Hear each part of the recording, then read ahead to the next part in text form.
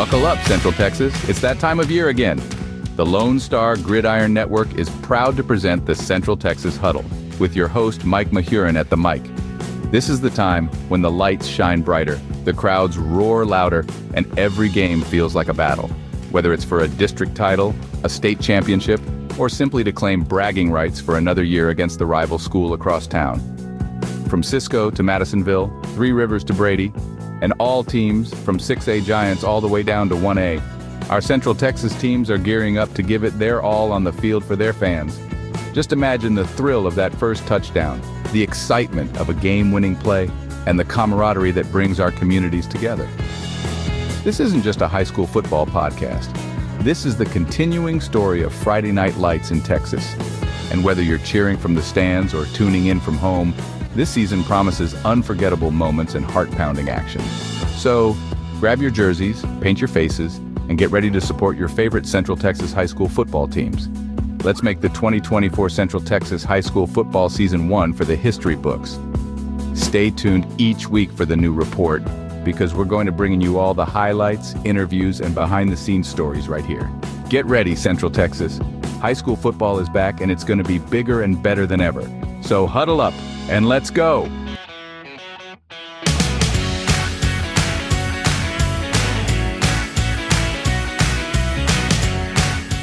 Hello, everybody, and welcome to this week's edition of the Central Texas Huddle. I'm your host, Mike Mahurin on the mic, and this week's show is going to feature several of the key games from Friday, October 11th, 2024, including selected teams in all 6 classifications in the Central Texas region. Plus, we also have an interview with Coach Drew Sanders from Austin Vandergrift High School to share that I think you're really going to enjoy. Now, as we review Week 7 of the high school season, I'm reminded that it was homecoming weekend for many of the teams. And speaking of homecoming, you should know that you don't have to leave home to get the best advice on your health insurance benefits needs. Our title sponsor for the Central Texas Huddle is HAP Insurance Agency in College Station, Texas. And there's no need to leave home because HAP Insurance is your one-stop independent agency for health insurance, Medicare Advantage, and small employer group benefits. Now, since they're brokers, they have access to all major carriers across the state of Texas. And they can meet with their customers either over the phone or by video conferencing with Zoom or Google Meet. Best of all, you pay nothing for their services. That's zero, zilch, nada. Any way you choose to meet with them, HAP Insurance Agency makes shopping for health insurance simple, and with open enrollment for Medicare already starting this week on October 15th, it's now time to get your appointment set up to beat the rush. And Marketplace Health Plans and Small Employer Group Benefits open enrollment will also begin on November 1st. So you should do like the hundreds of other individuals and small businesses across Texas that have already partnered with HAP Insurance Agency, because they'll tell you they know how to treat you right. If you'd like to make an appointment, give HAP Insurance Agency a call at 972-897-0814, or you can email them at hapinsuranceenagency, all one word, at gmail.com. That's 972-897-0814, or hapinsuranceenagency at gmail.com. Now, on to the games. We're going to start with 1A matchups in Division 2, starting with Mount Calm traveling to Evant to meet the Elks. Mount Calm Panthers ended up being a lousy guest of Evant. They ended up beating them 77-42. So Mount Calm 77, Evant 42. Next game we're going to take a look at is a home game hosted by the Lawn Eagles for Panther Creek, the Panther Creek Panthers.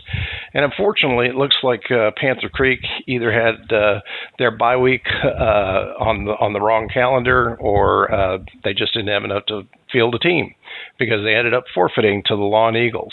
And the score is officially listed as 1-0 for Lawn. So hopefully Panther Creek gets a chance to get a win next week. Next, we have the Mullen Bulldogs traveling to number 3 Oglesby to meet the Tigers at their home field. And just to be honest, it looks like the Bulldogs took a little bit of a cat nap while the Tigers roamed free for their 5th straight win after going 0-2 to start the season. Keep it up, Tigers. That score again was 42-0 for Oglesby, the Tigers beating the Mullen Bulldogs. Next, we'll move on to 1A Division I, where the number 8 Aquila Cougars traveled to Coolidge to meet the Yellow Jackets. Aquila taught the Yellow Jackets how to buzz off for their 7th win in a row, defeating the Yellow Jackets by a score of 50-28. Next, we have the Apple Springs Cougars traveling down to Houston, Texas Christian. And while I don't know what Houston, Texas Christian's mascot name is, they must have a pretty good team because they put up 52 points on the board to defeat Apple Springs at their home field by a score of 52-40. Next up, we had the Bynum Bulldogs of Division II hosting the Lomita Hornets. And Lomita, again, took advantage of Bynum's hospitality by beating them by a score of 72-26. The Bulldogs brought the bite, but the Hornets swarmed with a 6-pack of TDs. Last 1A D1 matchup we're going to look at is Penelope. The Penelope Wolverines traveled to Goshen to take on the Wildcats, and they beat Goshen pretty handily by a score of 74-28. Next, the 2A matchups in Division II, starting with the home game hosted by the Goldwaith Tigers against the Frost Polar Bears. And Goldwaith came out on top of that one by a score of 69-28. Next, we have the Granger Lions traveling to Iola to meet the Bulldogs. And Granger picked up their 4th straight win after 2 losses to begin the season by scoring 39 points, and they beat the Lions by a score of 39. The Lions beat the Bulldogs by a score of 39-19. So great streak they got going there, and we hope it continues. Next up is the Junction Eagles traveling to Center Point to meet the Pirates. And the Eagles brought their A game, but the Pirates may need a new treasure map because Junction destroyed them at home by a score of 65-0. Lastly, we have the La Pryor Bulldogs scoring 21 points on the D'Hanis Cowboys as D'Hanis hosted them on Friday night. So 21 for La Pryor to 0 for D'Hanis. Next, moving up to Division I and 2A, we had the Centerville Tigers traveling to Hearn to meet the Eagles in Hearn. And Hearn, unfortunately, came out on the short end of the stick on this one, with Centerville beating them by a score of 31-14.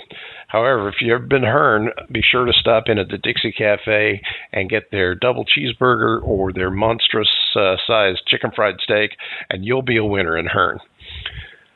Next up, we have Marlin hosting the Crawford Pirates. And unfortunately, Crawford's had a little bit of a troubled start this year and didn't get any better against Marlin. Crawford only was able to score 7, and Marlin put 28 up on the board. And unfortunately, that's Crawford's 6th straight loss for the season. Now, I know that George W. Bush has a ranch down there in Crawford, so I wonder if he might make it in from time to time to see the Pirates play at home. Maybe he ought to go in there and try to give him a pep talk and see if he can get him to right the ship and get him on the winning track. So we'll see what happens. Next up, we have the Holland Hornets hosting the Harper Longhorns. Holland took this one fairly easily by a score of 45-14. Next, we have a tight game between Danbury at home, Danbury's Panthers, taking on the Flatonia Bulldogs. Danbury squeaked out a 2-point win, scoring 12-10 versus Flatonia. So 12-10, Danbury with a win. Next, we move to 3A. And starting with D2, we have a home game with Winona against the Troop Tigers. Troop extended their season winning streak to 5 straight with a 50-6 wipeout of Winona at home. Wildcats 6, Troops Tigers 50. Next up, we have Stockdale's Brahmins going down to Dilley to meet the Wolves. And Dilley at home put up 28 points to beat Stockdale 28-17. And the last one we're going to take a look at is the Mustangs versus the Mustangs. The Natalia Mustangs drove over to Nixon Smiley to meet the Mustangs at their home field. And I'll just say Natalia also has a 5-game streak as well as Troop. It's just going in the wrong direction. They picked up their 5th loss in a row as Nixon Smiley's Mustangs put up 45 points to only 20 for the Natalia Mustangs. So, again, hope they can get going in the right direction in the weeks to come.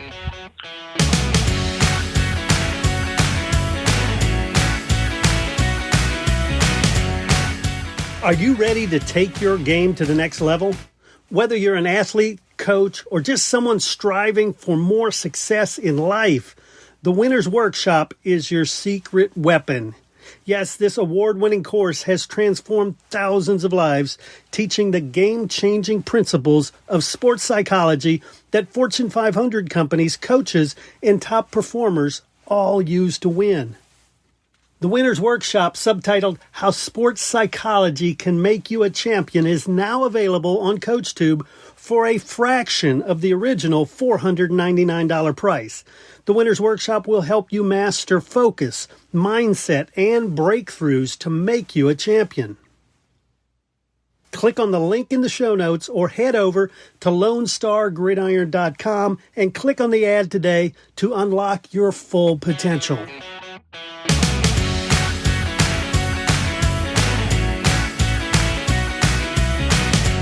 Next, the 3A games in Division I.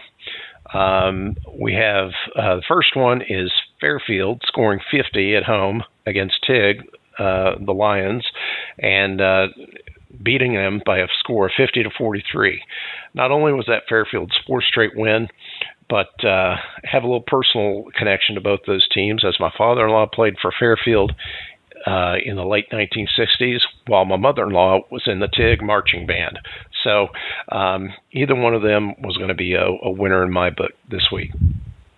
Next up, we have the Franklin Lions traveling to Troy to meet the Trojans, and it was tight for a while, but Franklin ended up beating them handily by a score of 56-34. So Franklin versus Troy, Franklin comes out on top, 56-34. Next, we have the Hempstead Bobcats going to meet Yoakum and the Bulldogs down there in Yoakum at their home field, and another sad day for Hempstead as they picked up their 7th straight loss of the season, falling to Yoakum by a score of 55-14. Last 3A Division I matchup we're looking at is going to be San Antonio Cougars hosting the Hondo Owls. San Antonio Cole was able to beat Hondo fairly easily by a score of 41-13. Now, I happened to see Shaquille O'Neal on the LSU sideline there in Baton Rouge last Saturday night for their game with Ole Miss. I'm just wondering if he may have stopped to see his alma mater play on Friday night before he went down to Baton Rouge. If anybody has a Shaq sighting from San Antonio Cole's game last week, hit me up. Next, we will go straight into the 4A matchup, starting with Division II. We have the China Spring Cougars hosting the Waco Connolly Cadets and last Friday night, and unfortunately, China Spring came up a little bit short against Waco Connolly. The Cougars were 23, and the Cadets scored 26. So that's another loss, and that's a 4th straight loss for China Spring. So we'll hope for good things for them going forward. Next, we have the Geronimo Navarro Panthers hosting the Gerald Cougars, and this night, Geronimo Navarro ended their 4-game losing streak by a score of 35-14 over Gerald. Next, we have the Salado Eagles traveling to number 8 Wimberley, and Wimberley kind of flexed his muscles that evening, taking down the Eagles of Salado by a score of 59-28. So moving on to the 4A D1 matchups, you have Brownwood taking a trip over to Lampasas to meet the Badgers, and Lampasas goes to 6-1 by beating the Brownwood Lions by a score of 30-20. And then our last 4A D1 matchup we're going to take a look at was the home game at San Antonio Davenport. The Wolves there taking on the Fredericksburg Battling Billies, and I just love that Battling Billies mascot name. Unfortunately, they ran into a real buzzsaw. Davenport got their fourth straight win of the season, and they beat the Billies by a score of 35-17. So now we're starting to get into some of the higher attendance, higher matchups than 5A, starting with D2. First, we have the number 10 ranked Brenham Cubs hosting the Waco Lions at home.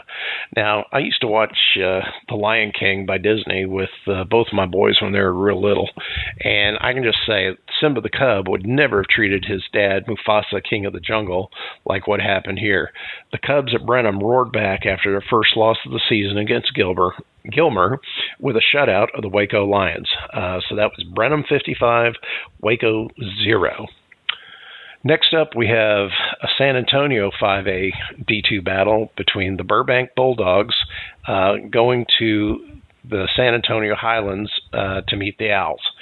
San Antonio Highlands goes to 0-7 with another loss this season.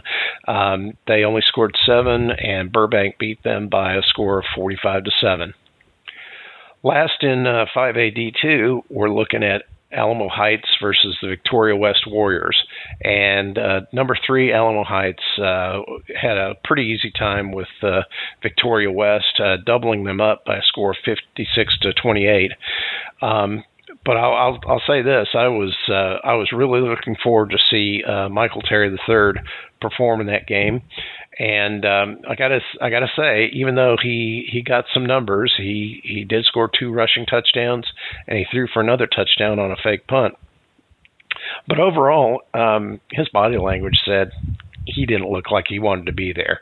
I don't know if he was sick or injured somehow, but he really kind of seemed sort of disinterested for the majority of the game, which, given that it was homecoming, I think was very disappointing. However, there were plenty of stars on the other in the other positions for Alamo Heights that really caught my attention, including number 21 DK Garza at running back, and at defensive end and tight end, number 11 Bennett Johnson. And Johnson in particular is quite the specimen. He's like 6'7" and 240 pounds, and he's pretty unstoppable on both sides of the line. And like I say, both look like they wanted to run through a brick wall for a homecoming win for the Mules. So anyway, we'll move on to the 5A D1 matchups. Starting with the Georgetown Eagles traveling down to Leander Rouse to meet the Raiders.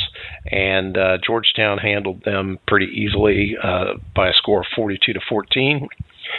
Next up in D1, we have the number 3 state-ranked College Station A&M Consolidated High School Tigers, and they were hosting the Kyle Lehman Lobos. It looks like the Tigers forgot to leave some points for the Lobos. They got a little greedy because they scored 77 and Lehman 0. So for their 6th straight win, 6 straight wins for the number 3 ranked Consol Tigers. So very, very impressive, and they continue to have an undefeated season, and we look forward to how it ends up at the end of the year for them.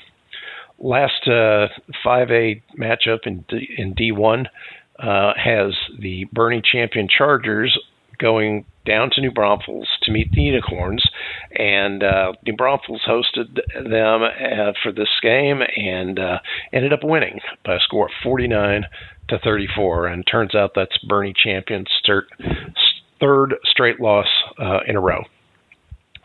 So now we've got the 6A matchups, but before we get there, we're going to share an interview with Coach Drew Sanders from Austin Vandergrift. And after you hear that, we'll come back and review the rest of the games.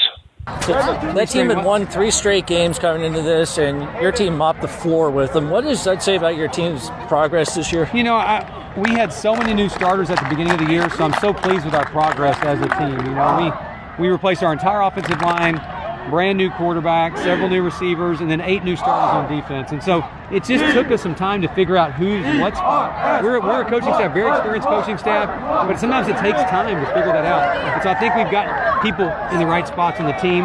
And then, you know, we're playing Vandegrift style football right now, good defense, explosive offense, and solid special teams. No, so I was going to ask you, is that kind of like a reminder to everybody, like, you're still Vandegrift football? Yeah, I mean, we're not dead yet, you know, and so everybody before, I can't tell you how many times before the season that I heard from literally everyone, every prognosticator, every media person, they're like, man, you graduate a lot of people. Can y'all even still win games? Can y'all even do anything? And so our kids took that to heart.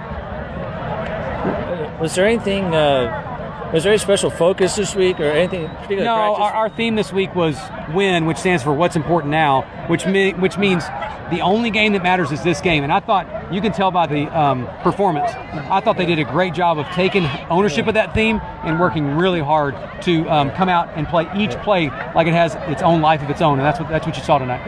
Having Brendan back in the back. Oh, my goodness. How much of a difference is that? He's a first team all-district back. Like, right. You just don't just make those out of nothing, right? This guy's he's tough. He's our team captain. And we really missed him when he was out. It was so great to play him in the first half, get him out healthy, and so yes, he means a lot to our team. Jack Rudberg. He had a great night, had a career night. And, your defense too, forcing the turnovers. What do you say about their performance? Well, I don't know. Before that last drive, I don't know if they had 10 total yards. You need to check the stats, but I think they had about 8 yards before that last drive, total offensive yards. Yeah, I think you're right. We had 8 3-and-outs in a row. So defense, you can't say enough about those guys. Yeah. And then, back to Rudberg. That's a guy that has been patient, working really hard, and it was really fun to see him get some rewards tonight. A couple catches. I think he scored 2 touchdowns, I think. Yeah, he did. Yeah. Hey, you were talking about last week after McNeil, the kind of the gradual improvements. Was tonight more like an exponential improvement? No. I think it's just you need to continue to get better. Thanks, Coach. Thank you. Okay. Thanks, guys. Okay, well, hope you enjoyed that interview with Coach Drew Sanders from Austin Vandegrift High School. We're going to take a look at the remaining matchups for the week in 6A Region 4, starting with the Bryan High School Vikings traveling to Killeen Harker Heights to meet the Knights. And the Knights, I guess, put the Vikings to sleep. The final score was Harker Heights 56 and the Vikings 20. So congratulations to Harker Heights for a well-played win. Next, Coach Sanders' Austin Vandegrift Vipers traveled to Round Rock to meet the Cedar Ridge Raiders, and it must be something in the water this week. But Vandegrift shut out Round Rock Cedar Ridge by a score of 47-0 to improve to 5-1. Next, we have San Antonio Brandeis, the Broncos, meeting the San Antonio Churchill Chargers at their home field, and Brandeis ends up with a home win of 45-27 over the Churchill Chargers. Lastly, we're going to look at another San Antonio 6A matchup, starring the Taft High School Raiders over the Warren High School Warriors. And Taft had no problem with the Warriors, scoring 51 to only 16 for the Warriors. So Taft 51, Warren Warriors 16. So that's going to be all we've got to review for this week in the Central Texas High School football region. I want everybody to have an amazing week, and be sure to head out this coming Friday night and go support your favorite Central Texas High School team's game. The boys practice hard all week to play these games for their fans, and including the hard work of the cheerleaders, the marching band, and the drill teams, what they do to create that full spectacle that is high school football, which is what we all love. And I know they appreciate you coming out and cheering for them, and you'll make their week. And maybe I'll be talking about that same game that you saw in next week's Huddle. I'm Mike Mahurin on the mic. I hope you stay safe this week. And I'm out.